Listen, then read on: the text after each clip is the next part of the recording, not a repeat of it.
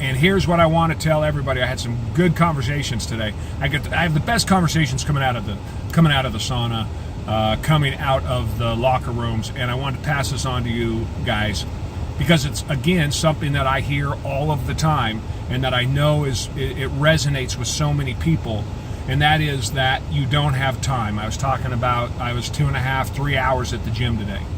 And I hear all the time about how you don't have time. So I want to clarify this. I've said it before.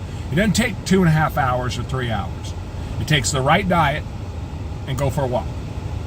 But having said that, I would challenge everybody, and I challenge the guys today, I would challenge everybody to write down your schedule when you start to say that you don't have time, that you take the time to write your schedule down on a piece of paper, exactly what you're doing, and detail it out. And I think what you will find with that schedule set, that you have a lot more time than what you believe. That has been my experience working with so many people. So where there is a will, there is a way. And the other thing too is, this is a bit of an aggressive approach to this, but this is the way I look at the world. If somebody, my mother's 85 years old, love her to death.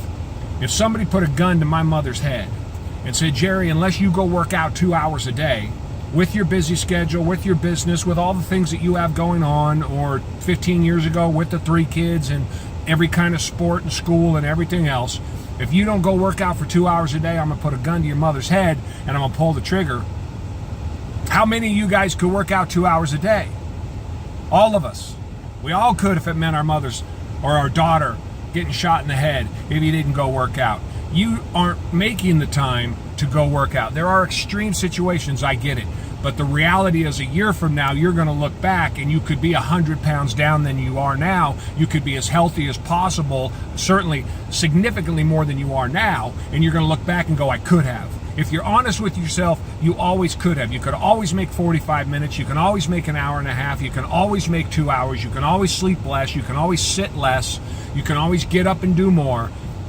You just have to want to. So the point of this is discipline. You just got to go out and do it. How did I do it? I just went out and did it every single day like clockwork. I made no excuses. I just went. I didn't want to. A lot of times I didn't want to. Right now I didn't want to. It's hot as hell out here today. But I do it, and then I embrace it, and I enjoy it, and I suffer through it, and I appreciate the suffering. And I can't wait to do it again till tomorrow.